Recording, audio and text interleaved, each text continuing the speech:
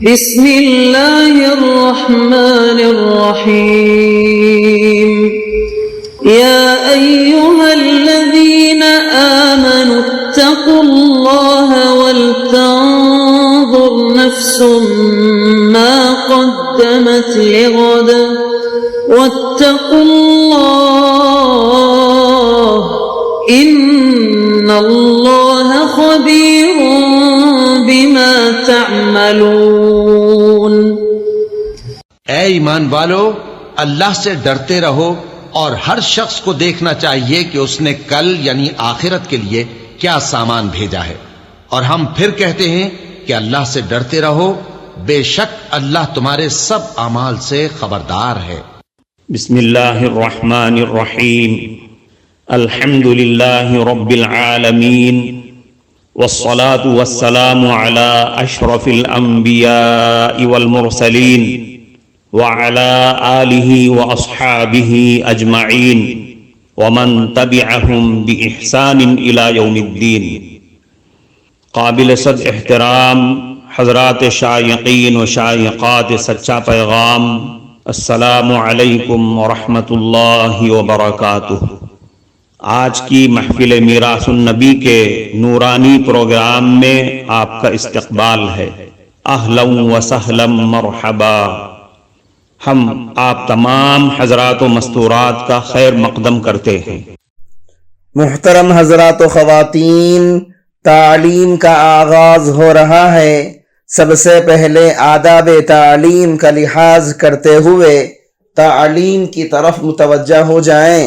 پورے دھیان سے سننا، عمل کی نیت سے سننا اور تبلیغ کی نیت سے سننا، یعنی سنی ہوئی باتیں دوسروں تک پہنچانے کے جذبے سے سننا۔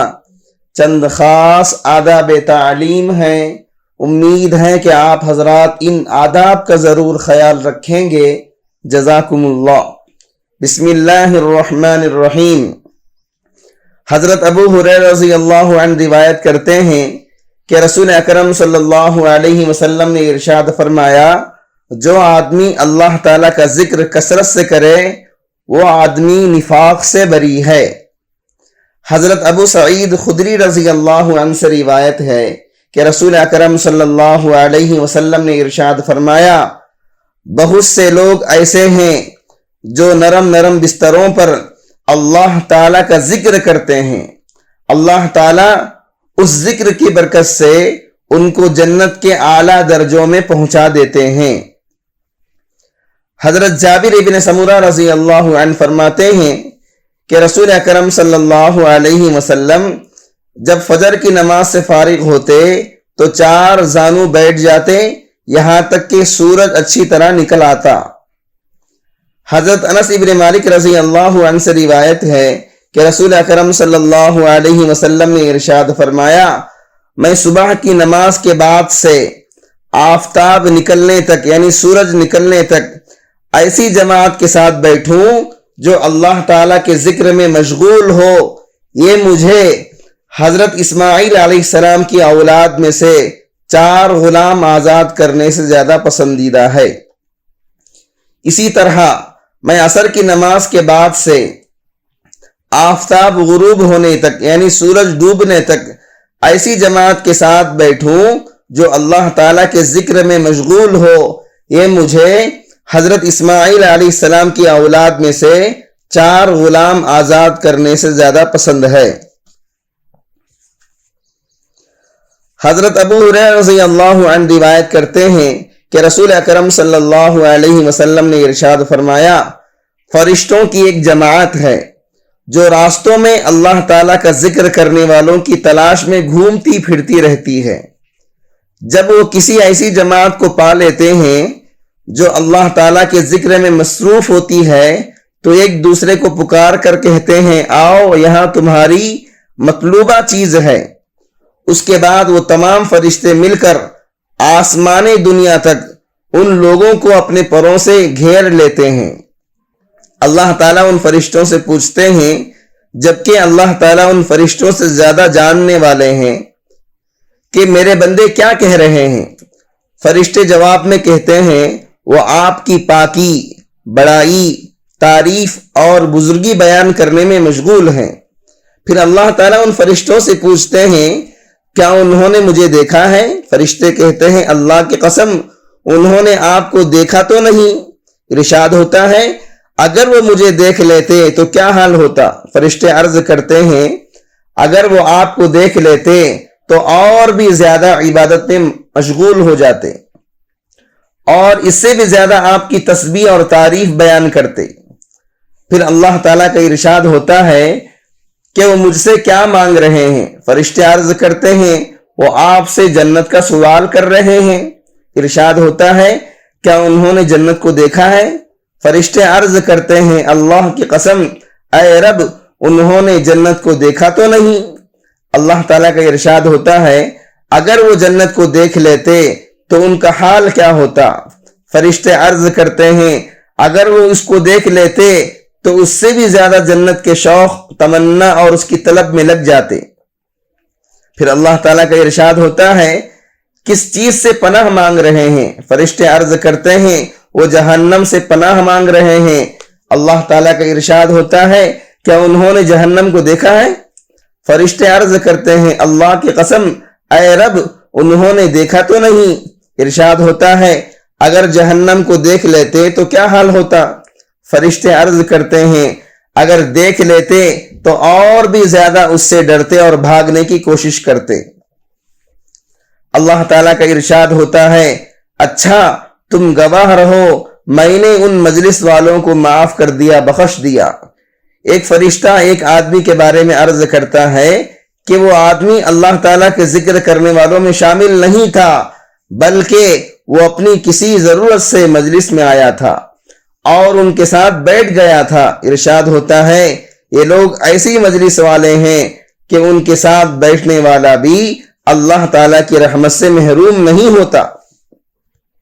حضرت انس رضی اللہ عنہ رسول اکرم صلی اللہ علیہ وسلم کا ارشاد نقل کرتے ہیں کہ اللہ تعالیٰ کے فرشتوں کی چلنے پھرنے والی ایک جماعت ہے جو ذکر کے حلقوں کی تلاش میں ہوتی ہے۔ جب وہ ذکر کے حلقوں کے پاس آتی ہے اور ان کو گھیر لیتی ہے تو اپنا ایک قاصد یعنی پیغام دے کر اللہ تعالیٰ کے پاس آسمان پر بھیجتی ہے۔ وہ ان سب کی طرف سے عرض کرتا ہے اے ہمارے رب ہم آپ کے ان بندوں کے پاس سے آئے ہیں جو آپ کی نعمتوں یعنی قرآن مجید، ایمان، اسلام کی بڑائی بیان کر رہے ہیں، آپ کی کتاب کی تلاوت کر رہے ہیں، آپ کے نبی محمد صلی اللہ علیہ وسلم پر درود بھیج رہے ہیں اور اپنی آخرت اور دنیا کی بھلائی آپ سے مانگ رہے ہیں۔ اللہ تعالیٰ ارشاد فرماتے ہیں ان کو میری رحمت سے ڈھانپ دو۔ فرشتے کہتے ہیں اے ہمارے رب ان کے ساتھ ساتھ ایک گنہگار بندہ بھی تھا۔ اللہ تعالیٰ فرماتے ہیں ان سب کو میری رحمت سے ڈھانپ دو کیونکہ یہ ایسے لوگوں کی مجلس ہے کہ ان میں بیٹھنے والا بھی اللہ رب العزت کی رحمت سے محروم نہیں ہوتا۔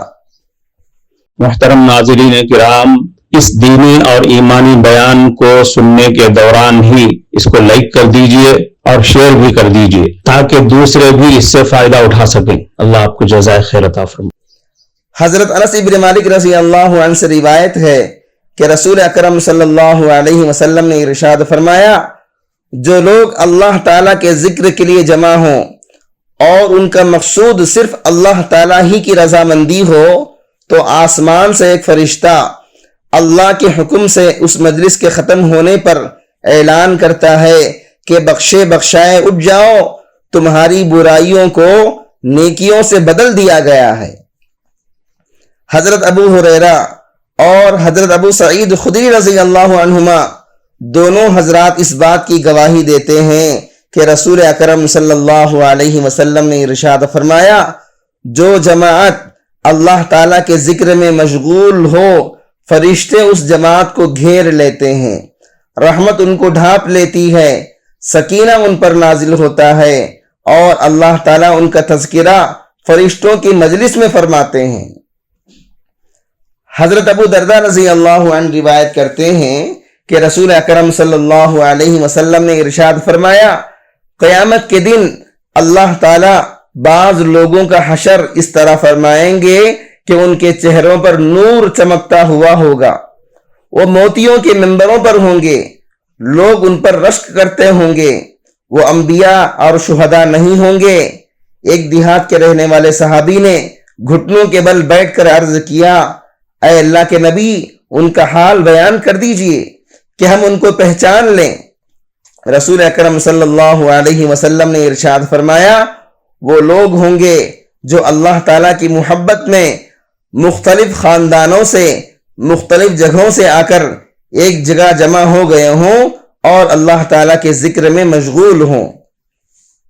حضرت عبد الرحمن ابن سہل ابن حنیف رضی اللہ عنہ فرماتے ہیں کہ رسول اکرم صلی اللہ علیہ وسلم اپنے گھر میں تھے کہ آپ پر یہ آیت اتری، وَاصْبِرْ نَفْسَكَ مَعَ الَّذِينَ يَدْعُونَ رَبَّهُمْ بِالْغَدَاةِ وَالْعَشِيِّ، اپنے آپ کو ان لوگوں کے پاس بیٹھنے کا پابند کیجئے جو صبح اور شام اپنے رب کو پکارتے ہیں۔